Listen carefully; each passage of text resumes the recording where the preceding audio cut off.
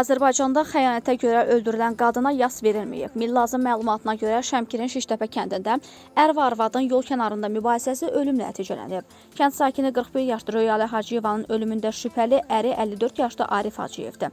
Qohumları iddia edir ki, ər və arvad arasında münaqişənin başlanmasına səbəb qadının sədaqətsizliyi olub.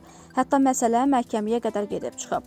Hadisə qeydə alınan vaxt ailənin 17 yaşlı oğlu Ayxan Hacıyev hər iki əli və budundan xəsarət alıb. Ona zəruri tibbi yardım göstərilib və ambulator müalicə üçün evə buraxılıb. Şəmkir rayon prokurorluğundan verilən məlumata görə aparılan araşdırma zamanı 1971-ci il təvəllüdlü Arif Hacıyevin bıçaqla xəsarət yetirməklə Röyalə Hacıyevanı qəsdən öldürməsinə əsaslı şübhələr müəyyən edilib və o Cinayət Məcəlləsinin qəsdən adam öldürmə maddəsi ilə açılan cinayət işi çərçivəsində şübhəli şəxs qismində tutulub. Məlumata görə dünyasını dəyişən qadın üçün yas mərasimi təşkil olunmayacaq.